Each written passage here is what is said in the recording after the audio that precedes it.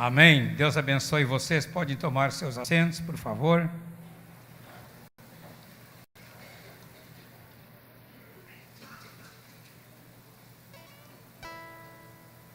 Tem sido um tempo muito agradável, esse tempo que estou aqui no Recife com vocês. Já aprendi até um pouco do pernambuquês, como eu falei outro dia, né? Porque aqui vocês não dizem às 9 da manhã, você diz de 9 horas, né? Lá no Rio Grande do Sul, quando diz assim, vamos encontrar com você às 10 horas. Que hora você vem aqui? Às 10 horas. Aqui no Pernambuco eu aprendi que é de 10 horas. Então, já tive que mudar minha linguagem. Mas como escritor, eu vou ficar com a minha linguagem, tá? Não vou usar de vocês. Essa é de vocês e do Suassuna. Eu fico diferente a minha linguagem. Durante essa semana tem estado conosco e nos ajudando no aconselhamento pastoral o pastor Josué de Lermando, que a igreja trouxe ele para ele me ajudar aqui durante esses dias, dando um alívio para minha esposa, e o Josué está aqui, né, nos ajudando no aconselhamento. Ele já regressará na quarta-feira.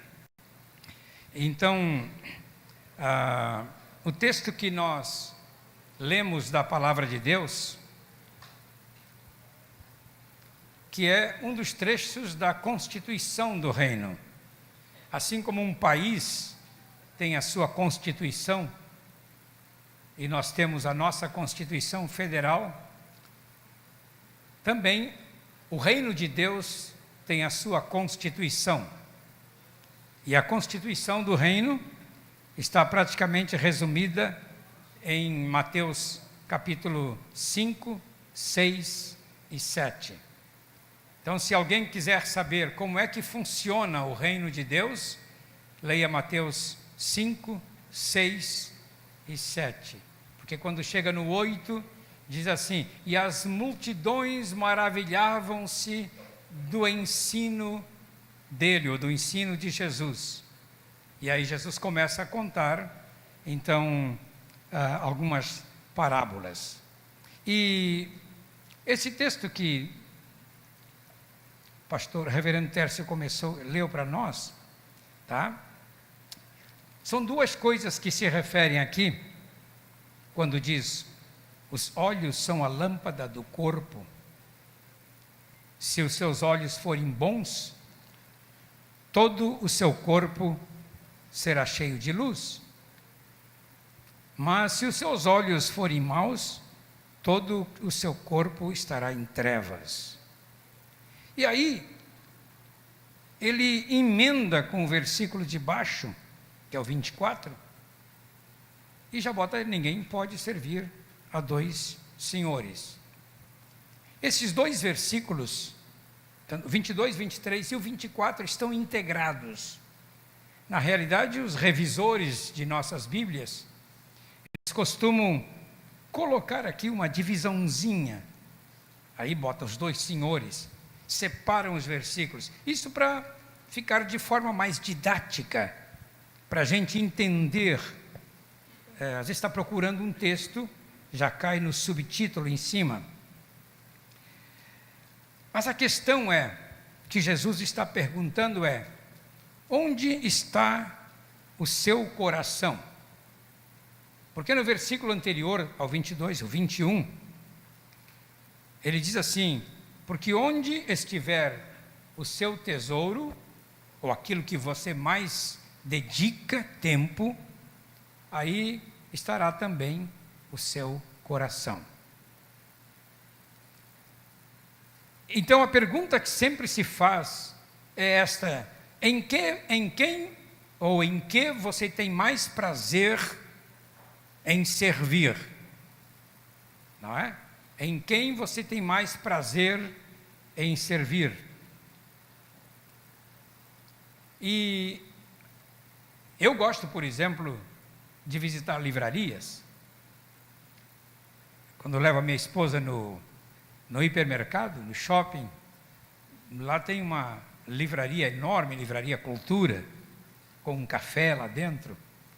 E eu não gosto muito de fazer compra, né? Ela sabe disso. Porque mulher é meticulosa. Quando vai de loja em loja, manda descer todos aqueles sapatos, manda descer tudo, e não leva nada. Não é? Não leva nada. E eu não tenho paciência. E alguns shoppings não tem lugar para a gente sentar e ficar esperando o marido. Eu já reclamei em algumas lojas, por que vocês não botam uns banquinhos aqui para os maridos ficar esperando? É? Então eu vou para a livraria. E depois eu recebo um toque dela, ó, já estou pronto, estou indo para o caixa. Mas eu gosto muito de livraria. E eu gosto muito de olhar as capas de livros. Porque como editor de livros eu quero ver capas bonitas. E olhar também os títulos dos livros. Às vezes não gosto muito dos conteúdos deles. E eu estava no shopping, na Livraria Cultura, e eu estava no meio daquela imensidão de livros, e aí eu disse uma frase assim, disse comigo mesmo, este é o meu maior prazer. Opa, acendeu uma luz amarela, porque eu ouvi a voz do Senhor falando ao meu coração, mas onde está o seu prazer? Aí me lembrei do Salmo 1, que ele diz, o seu prazer está na lei do Senhor, e na sua lei medita de dia e de noite. Eu estava fora, eu estava saindo por uma tangente, não estava no meu alvo certo. Tudo bem que a gente goste de livros, e eu gosto muito de livros, mas também não sou tão apaixonado em ficar guardando o livro. Eu de vez em quando faço uma limpeza e vou dando, né? Já dei toda a Suma Teológica que eu tinha com todas as obras de Tomás de Aquino. Nunca vou ler o Tomás de Aquino, né? Nunca vou ler todas essas obras filosóficas. Passa adiante, manda para um seminário. Algumas obras, no entanto, eu guardo, mas a cada tempo eu faço uma limpeza, né? E assim vou dando livros. E fico só com aqueles comentários antigos, de 1500, 1700, aqueles bem antigos. Eu gosto muito dos comentários antigos, porque os comentários modernos têm muito universalismo no meio. E aí, o Senhor me lembrou do Salmo 1:2. O meu prazer está na lei do Senhor. Você se lembra lá quando Deus se encontra com Josué, e ele diz para Josué, Josué, meu servo Moisés está morto. Agora, pois, ser forte, tu vais conduzir este povo e tal. E no versículo 1, Josué 1:8, ele logo diz no versículo 8, né? Tem uma palavra ali que eu gosto muito dela, porque ele diz assim, não cesse de falar deste livro da lei, pelo contrário, medite nele dia e noite, para que você tenha o cuidado de fazer segundo tudo que nele está escrito. E essa frase, a segunda frase aqui me chamou a atenção. Então você prosperará e será bem-sucedido. Tem muita gente que quer prosperar, mas nem lê a Bíblia, nem guarda os mandamentos do Senhor, nem tem um momento de devocional, mas quer prosperar. E não há nada demais com a prosperidade, porque a Bíblia fala de Abraão. Abraão era muito rico, Isaac era rico, Jacó enriqueceu. Você vê tudo isso na Bíblia. No entanto, eram homens que, apesar da riqueza que Deus lhes dava, eles tinham o coração em Deus, serviam fielmente o Senhor. E Abraão, com toda a riqueza que ele adquiriu, ele era chamado amigo de Deus. 3 vezes na Escritura está ali. Quando Josafá faz uma oração perante uma grande guerra, ele diz, Senhor, conforme o teu servo Abraão, teu amigo. Em Tiago fala que Abraão era amigo de Deus. Então, o cara era amigo de Deus, mas era rico, muitíssimo abençoado. Porque ele tem o coração em Deus, não é? Por que a palavra de Deus fala que ninguém pode servir a dois senhores? Porque se os seus olhos forem maus, você sempre está olhando opções, não é? Qual é o que me dá mais vantagem? Qual é o que me dá mais vantagem? Então serve a Deus e também serve aos ídolos.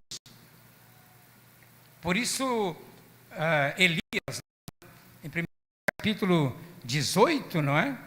Elias, no Monte Carmelo, ele achava que só ele era fiel, não é? Mas ele chama o povo de Israel e ele diz, tem uma versão que eu não gosto que diz assim, por que vocês ficam cocheando entre dois pensamentos? Felizmente as novas versões tiraram essa expressão, cocheando, né? Que é titubeando, não é? O Elias diz assim, por que vocês ficam titubeando entre a quem servir? Se Deus é Senhor, sirvam a Deus. Se é Baal, sirvam a Baal. Então ele não coloca opção. Aliás, Deus nas Escrituras não coloca opção intermediária. Os mais antigos aqui, mas são poucos os mais antigos, não é? Quem sabe aqui olhando no púlpito, o índio Juruna não é tão antigo assim. Eu brinco com ele que ele é o índio Juruna. Mas nós tínhamos nas nossas casas, acho que você tinha também, reverendo Ximenes, aquele quadro dos dois caminhos. Aquilo estava na nossa casa, era didático. Aquilo era para nos lembrar do caminho que tinha que seguir. Mas lá no meio do caminho tinha um estado intermediário. E eu sempre me inquietei com aquele estado intermediário do quadro Os Dois Caminhos. Ali no quadro intermediário, o autor daquele quadro botava um montão de versículos, dava a entender que eram os desviados. Mas no caminho do Senhor, depois mais tarde eu aprendi que no reino de Deus, ou você está ou você não está. Ou você está no caminho, ou está fora do caminho.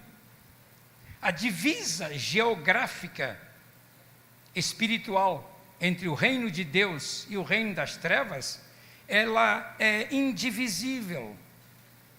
Você não sabe quando é a fronteira entre o reino de Deus e o reino das trevas. Você está caminhando, só que o Espírito Santo, ele serve de alerta. O Espírito Santo que mora em nós, ele tem como uma luzinha que pisca e anuncia perigo, perigo, perigo, avisando que você está em perigo. Opa, estou entrando para o reino das trevas sem perceber.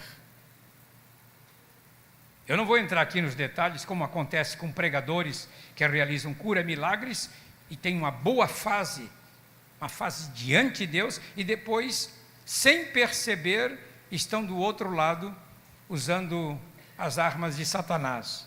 Mas então, o que a palavra está dizendo aqui é que quem tem olhos ruins, ele vê duas imagens. Ele é o caolho, não é? Nem sei se o caolho vê duas imagens, porque eu imagino assim que um olho é anulado automaticamente pelo cérebro, é isso que eu imagino. Porque eu tive problemas de visão, uma certa época da minha vida, que ao ler a palavra, ao ler a Bíblia, eu sempre via duas, dividia tudo, né? Então eu tive que ir para o banco de olhos, fazer meus exercícios 3 vezes por semana, botar o passarinho dentro da gaiola, tirar o passarinho da gaiola, e sempre que eu depois abria uma das vistas, o passarinho que eu botei dentro da gaiola estava fora da gaiola, porque eu tinha que exercitar aquela vista, não é? Felizmente eu melhorei, hoje eu uso esse óculos aqui por uma questão de velhice mesmo, depois de 40 começa a usar, para você ler. Então, os olhos ruins, mas é que os olhos ruins, eu creio que Jesus não está falando só apenas pelo lado físico, mas também tem olhos ruins pelo lado espiritual. A ciência hoje resolve o problema dos olhos ruins, com lentes, com isso, com aquilo, cirurgia, mas os olhos ruins, que são olhos espirituais, às vezes não percebemos, mas você pode ficar sabendo quando o seu coração está dividido, servindo a Deus, ou então não servindo a ninguém. Você acha que está servindo a Deus, mas não está servindo. Porque servir a Deus inclui uma vida de entrega e de devoção, independente do seu trabalho, da sua riqueza e sobretudo. Então, Jesus foi muito radical. Vocês não podem servir a Deus, e ali onde diz riquezas, a palavra no grego é mamon. Por que é mamon? Porque mamon é um dos 13 príncipes de Satanás, ao lado de Moloque, ao lado de Ísis, Osíris, Camus e por aí vai. Não é? Ele é um dos 13 demônios. E o mamon, ele enriquece alguns e empobrece outros. O mamon, ele enriquece uma pessoa, depois dá um tombo nela, deixa ela pobre e enriquece o outro. Aí depois ele deixa aquele pobre para enriquecer o outro. Mamon é esse tipo de demônio. Então não há problema em ser rico, o problema é quando mamon é o dono do seu bolso. Mamon é o dono da sua vida. Mas eu conheço muitos irmãos que são ricos e não adoram a mamon. Investem no reino, investem na obra de Deus, dão seu dízimo, dão suas ofertas, não para comprar a Deus, mas como um compromisso de devoção a Deus. Bem, Jesus estava resolvendo também uma briga entre dois irmãos por causa da herança, que está aqui no capítulo 12 do livro de Mateus. Ele diz, no capítulo 12 de Mateus, a partir do versículo 13, quando diz assim, não é? 12, 13 a 15, eu já estou no capítulo 13 aqui, pulei. Quando ele diz assim, desculpe, eu errei o texto aqui, não é? É Lucas 12, 13 a 15, eu errei o texto. Lucas 12, 13 a 15.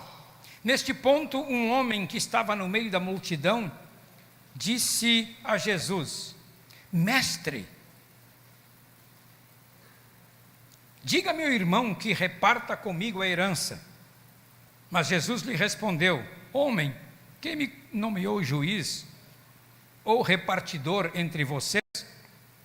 Então lhes recomendou, tenham cuidado e não se deixem dominar por qualquer tipo de avareza, porque a vida de uma pessoa não consiste na abundância dos bens que elas têm. E aí Jesus conta uma parábola, que é a parábola daquele homem que ajunta muita riqueza, muito trigo, constrói novos celeiros, porque não dá conta de tudo. E aí de noite ele ouve uma voz que diz, homem, não é? É um louco, tá? Esta noite lhe pedirão a sua alma, e o que tens preparado para quem será? Assim é o que ajunta tesouros para si mesmo, é Jesus que está dizendo, e não ajunta tesouros nos céus. Eu não vou entrar aqui na questão teológica de como é juntar as riquezas no céu. Paulo fala sobre isso a Timóteo, não é? Paulo fala muito sobre isso a Timóteo, Tiago também fala, tá?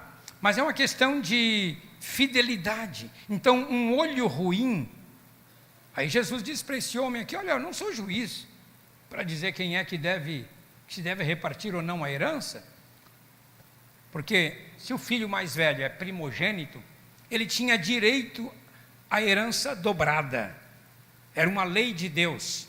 Por que tinha direito a essa herança dobrada, o mais velho, o primogênito? Porque o primogênito tinha a responsabilidade, se os pais morressem, de cuidar dos seus irmãos. Ele precisava de mais dinheiro, mais recursos. E ele tinha a responsabilidade de que, se os pais ficassem velhos, ele é que era responsável por cuidar dos seus genitores. Então, o primogênito recebia herança dobrada. Era um código que havia em Israel. Eu não sei se tem lá do código de Hammurabi, do tempo de Abraão, mas está estabelecido já desde aquela época de Esaú e Jacó. E Hebreus fala que Esaú se tornou profano por causa disso exatamente. Não é? O profano é aquele que sabe o que tem que ser feito, mas não faz. O profano sabe que aquilo que é pecado, mas insiste em pecar. Então Jesus está alertando sobre isto, né? E aí Jesus conta aquela parábola, não é? Então o olho ruim, ele vai sempre, o olho ruim espiritual, ele vai estar sempre olhando para a riqueza do outro. Por isso, lá nos 10 mandamentos diz assim: não cobiçarás as terras, a vinha do teu próximo, nem a mulher do teu próximo. Jesus estabelecendo os relacionamentos, não é? Não pode cobiçar aquilo que é do outro. E às vezes nesse terreno espiritual, eu vejo alguns pastores cometendo erros, não é? Porque eles têm um lugarzinho pequeno para reunião e eles ficam cobiçando o terreno do lado. E tiram os sapatos dos pés e vão lá possuir. Mas é cobiça. A menos que Deus tenha dado uma palavra de que você vai ganhar isso aqui. Ele vai dar um jeito. Está à venda, aí você vai lá e compra. Não é? O cara botou à venda, vai lá e compra. Então, essa questão de cobiça. E muitas pessoas cobiçam as coisas do mundo.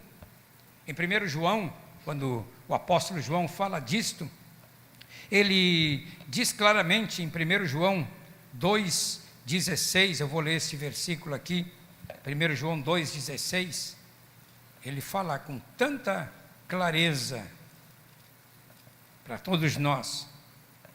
Ele diz assim: não amem o mundo, nem as coisas que há no mundo.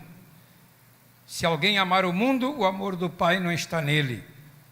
Porque tudo que há no mundo, os desejos da carne, os desejos dos olhos e a soberba da vida, não procede do Pai, mas procede do mundo. Ora, o mundo passa, bem como os seus desejos, mas aquele que faz a vontade de Deus, o que diz aqui? Permanece para sempre. Então essa é a palavra de Deus, não é? Essa é a palavra de Deus. Quando Josué já tinha estabelecido o povo na terra de Canaã, ele já está velho, morre com 110 anos.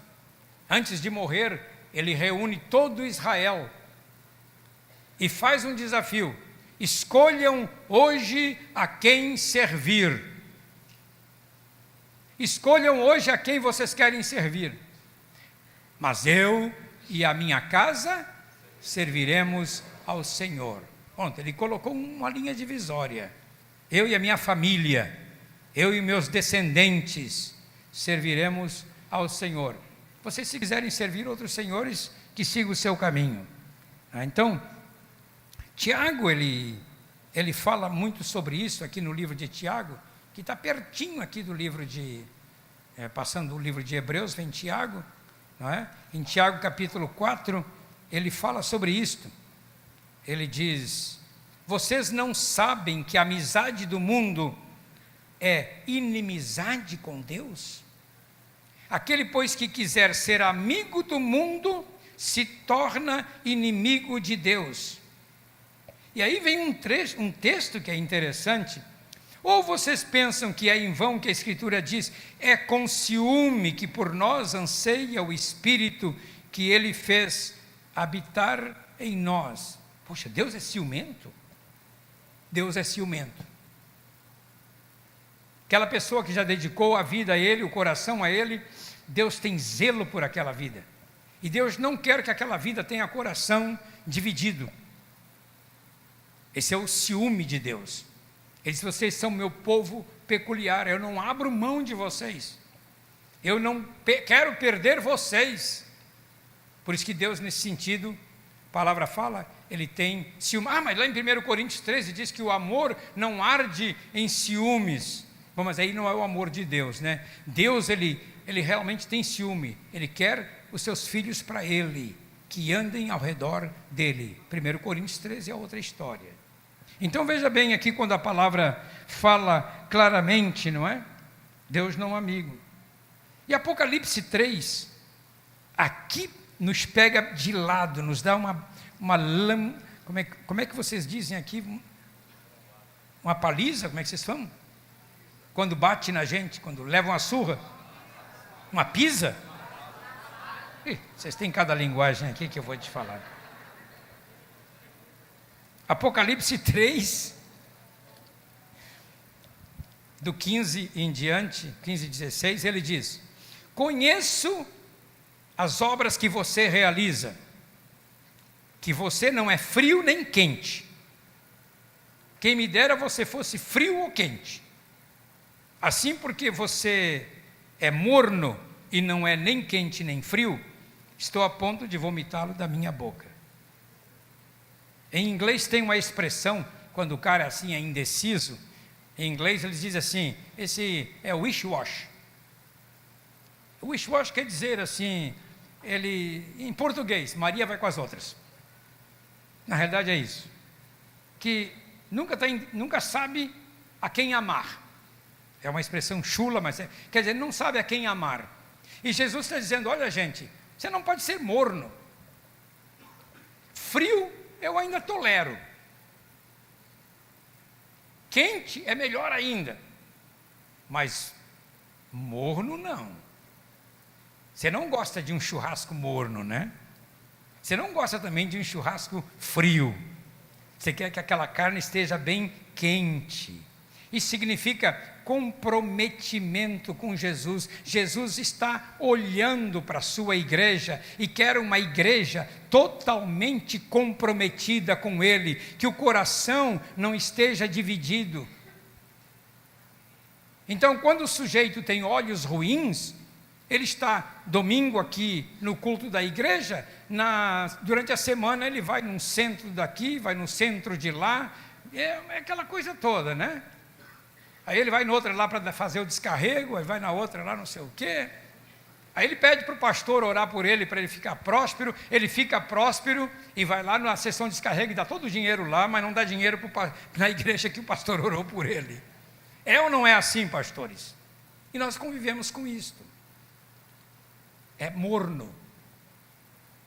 Ele não é nem frio, nem quente. O que Jesus está dizendo? É 8 ou 80. Aliás, se eu fosse dar um título à minha pregação, e o irmão lá do estúdio deve estar pegando isso, eu diria assim, 8 ou 80. Porque esse é a melhor maneira, não é? Ele chama, por exemplo, aqui em Apocalipse 2,13, ele chama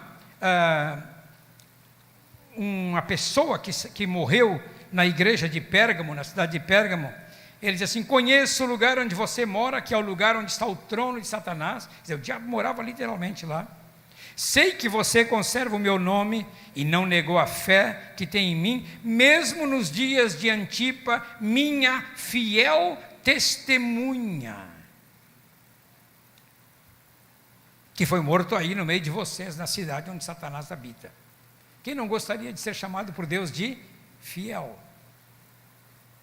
Nós cantamos sempre para Deus que Ele é fiel. E entramos aqui, enquanto o grupo de louvor estava cantando, Tu és fiel, Senhor. Mas eu acho que tinha que colocar ali um intervalozinho de assim, mas eu não sou fiel, Senhor. Porque nós gostamos muito da fidelidade de Deus, e Ele é fiel. Como disse o reverendo Ximeno, sempre se lembra desse texto de Ezequiel 16:60, que ele diz, mas eu me lembrarei da aliança que tu fizeste comigo nos dias da tua mocidade. Deus é sempre fiel, ainda que nós sejamos infiel, mas Ele não quer que a gente seja infiel. Devemos colocar o nosso coração em Deus. O povo de Israel vai espias. 40 dias depois, 10 deles desanimam o povo. Os homens da terra são muito grandes. Como gafanhoto aos olhos deles. A gente era pequenininho, eles um gigante enorme. A gente não vai dar jeito. A gente vai cair nas mãos deles. Mas 2 deles, Josué e Caleb, filho de Jefoné, eles foram contra, disseram: não, nós vamos devorá-los, nós vamos eliminá-los. E por essa decisão de serem fiel a Deus, quando o povo começou a pecar ali no capítulo, logo no capítulo 16, que houve aquela rebelião toda contra Moisés, Deus disse: olha, só dos que saíram com idade acima de 20 anos do Egito, os únicos que entrarão serão Josué e Caleb, porque eles foram fiéis a mim. Questão de fidelidade. Os demais, Deus diz: virem o rosto para o deserto, voltem lá para o Mar Vermelho, lá vocês se acampem. E ficaram lá 38 anos, até que toda essa geração morra. E os filhos de vocês, que vocês dizem serão por presa em Canaã, estes herdarão a terra. Então aqueles que tinham menos de 20 anos, quando entraram na terra 40 anos depois, já estavam com 60, 55, herdaram a terra, mas os desobedientes não. Então, como nós temos que cuidar dos nossos olhos, para ver onde estamos servindo, tomar essas decisões para nós, não é? Você veja Salomão, quando tem aquele encontro com o Senhor à noite, que ele vai numa certa localidade para oferecer sacrifícios, Deus apareceu para ele: pede-me o que tu queres, que eu te darei. Ele disse: Senhor, eu peço que tu me dês sabedoria e entendimento para guiar este povo aqui nesta nação. O Senhor disse: já que você não pediu riquezas nem prosperidade, mas pediu sabedoria e entendimento, eu vou dar a você riqueza e prosperidade. E ele se tornou um dos reis mais ricos da terra. Aí no final da sua vida, todos conhecemos a história, as mulheres lhe perverteram o coração. E eu fiz uns cálculos matemáticos e descobri que Salomão teria morrido com 58 anos de idade. Morreu ainda, o pai dele durou até os 70, ele foi aos 58. Tá? Porque o coração dele se desviou daquilo que Deus queria para a vida dele.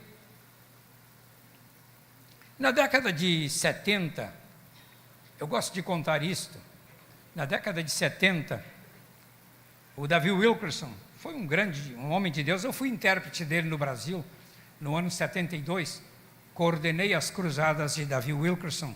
Eu morava no Rio de Janeiro, já era casado com Wanda, e eu coordenei as cruzadas de Davi Wilkerson em 7 cidades brasileiras. E depois viajei com ele, com Bernard Johnson, por todo o Brasil. E o Davi Wilkerson, logo depois disto, ele escreveu um livro, La Vision, que não foi traduzido para o português, A Visão. Eu li o livro em inglês. E é interessante que ele conta uma paródia muito interessante. Eu gostei. Ele pega a vida de Jó, quando o diabo chega e diz assim: viste o meu servo Jó, como ele é fiel, como ele serve a mim. Aí o diabo disse assim: também, com toda a riqueza que o Senhor deu a ele, o cara é rico, O Senhor o cercou de riqueza, de proteção. O cara tem o que quer na vida. Aí o diabo disse, então tira a riqueza dele, para ver se ele não vai te negar. E aí o diabo saiu da presença de Deus e deu todo aqueles desastres. Num dia ele perdeu 7 filhos e 3 filhas. Perdeu todo o gado, perdeu tudo que tinha. Mas eliminou tudo. O Jó ficou sem nada. Mas no final daquela experiência, ele se prostrou, rosto em terra, e disse, o Senhor o deu, o Senhor o tomou. Bendito seja o nome do Senhor. E a Bíblia diz, em tudo isto não pecou Jó com seus lábios. Mas o Davi Wilkerson conta diferente. Ele diz que hoje, Satanás chega lá no céu e diz assim, Deus diz, viste o meu servo Joãozinho? Tá? Não é o João Elias, eu, aqui. Como ele é fiel a mim em todos os seus caminhos. Aí o diabo diz assim, também, naquela pobreza dele, que não tem onde se virar. Dá ele uma casa na cidade, uma casa no campo, uma casa na serra, uma casa na praia. Dá ele um bom iate, um aviãozinho particular, e o Senhor vai ver se ele não lhe lega. Parece que mudou a coisa. E aí muitos estão sendo enganados. Eram fiel a Deus quando a vida lhes era difícil, quando tinham que lutar para prosperar, e depois que enriquecem, deixam Deus de lado. E Deus não se agrada disso. Eu gostei muito dessa ilustração de David Wilkerson, né? O John Wesley, ele disse assim, ele dizia que a vida simples subjuga o demônio chamado Mamon. Ele disse, John Wesley disse, ganhe tudo que puder, economize tudo que puder e dê tudo que puder. Parece um contrassenso, né? Vou repetir. John Wesley disse, ganhe tudo que puder, economize tudo que puder e dê tudo que puder. E aí eu estava estudando a vida dos puritanos. Eu estou indo já para o final da minha mensagem. Os puritanos, você sabe, foi um movimento religioso. Eram homens comprometidos com Deus, famílias comprometidas com Deus. Os puritanos começaram a exercer cargos muito importantes na sociedade. Eles ocupavam todos os principais cargos de governo na sociedade em que viviam, mas eles tinham uma vida de integridade. E quando eu estava lendo sobre a vida deles, encontrei 10 coisinhas importantes que eu vou dizer para vocês, tá?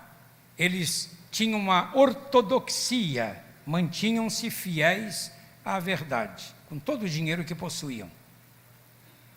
Era gente crente, gente rica. Ortodoxia. A ortodoxia vem de uma palavra ortos, que quer dizer reto, em pé. Então eles se mantinham fiéis. A segunda coisa que aconteceu com eles era na liturgia. Através da liturgia expressavam a verdade publicamente, na liturgia dos seus cultos, na sua liturgia pessoal. Porque liturgia é uma palavra que vem do grego leitorgos, leitos ergon, aquilo que o povo faz. É o que nós fazemos aqui na liturgia da igreja. Terceiro, eles tinham uma vida congregacional corporativa. Quer dizer, participavam da vida congregacional.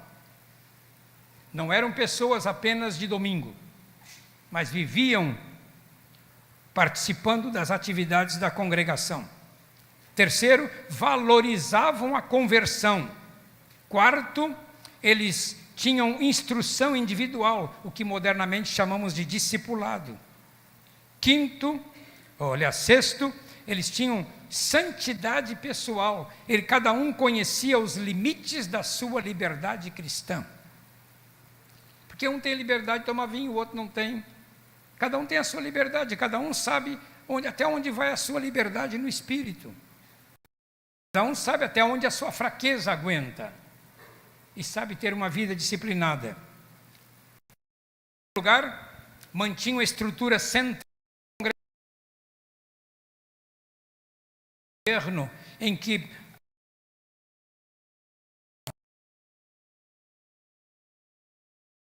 social e eram pessoas piedosas que ajudavam, que contribuíam, que abençoavam a sociedade.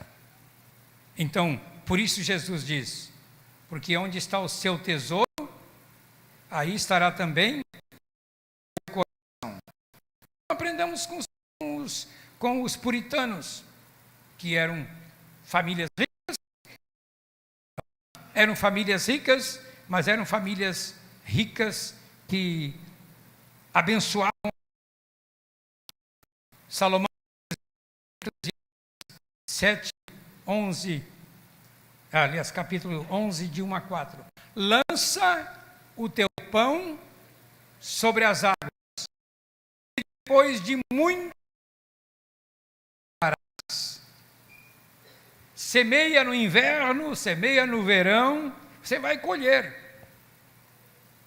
Como dizem alguns irmãos hoje para mim: pastor João, você agora não está mais no tempo da semeadura, você está no tempo da colheita. De fato, alguns de nós mais velhos chegamos ao tempo da colheita. Eu semeei muito, semeei a palavra de Deus em muitas vidas, muitas pessoas, e hoje muitas delas estão retornando e me abençoando. O próprio reverendo Ximenes é um homem que me honra profundamente. Imagina, já me levou a Israel, né? Estou esperando que ele me leve outra vez, mas ele já me levou a Israel, a mim e a minha esposa. Esses tempos teve um rapaz que é dono, ele é muito rico em Porto Alegre, é dono de um posto de uma garagem no centro da cidade, na Santa Casa, em frente à Santa Casa.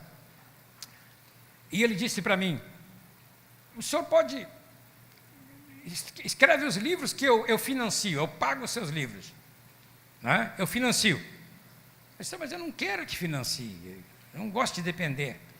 Aí eu quis saber por quê. Quando ele era moço, o pai dele tinha uma gráfica, e o pai dele ficou sem carro, e precisava de carro para fazer os seus negócios. E eu orava com o pai dele, todas as quartas de manhã, das 6:30 às 7, antes de abrir a gráfica. Ele e a esposa Gisele. E ele se lembrou disso, porque eu emprestava o meu carro às segundas-feiras para ele, e só pegava de volta no sábado. Eu dizia para ele: tudo que eu tenho que fazer eu faço de ônibus, mas usa o meu carro. E ele usou o meu carro mais de um mês. Eu já havia semeado isso 30 anos atrás, pois agora o filho se lembrou dos benefícios da semeadura, que eu lancei pão sobre as águas, e me abençoou com a edição de um livro todo, que é aquele livro Dons Espirituais, não é, que eu tenho. Não, pastor João, eu lhe pago tudo, o senhor apenas vende e fica com dinheiro, vou lhe abençoar com dinheiro. E ele queria imprimir outras coisas. Eu digo: não, também não sou explorador. Digo: não, basta isso aí, eu não quero explorar ninguém. Mas lança teu pão sobre as águas. Esses tempos eu estava numa crise muito grande, eu não tinha plano de saúde, e não tenho ainda, porque depois de 60 lá atrás, meu plano de saúde estourou, eu não tinha salário para pagar, então eu só tenho o SUS do céu, né? E eu estava em crise, com aquela, porque eu descobri que eu tinha 2 úlceras, logo que cheguei de Cuba. Em Cuba eu vivi um inferno, em junho do ano passado, e quando cheguei em Porto Alegre eu estava quase morto.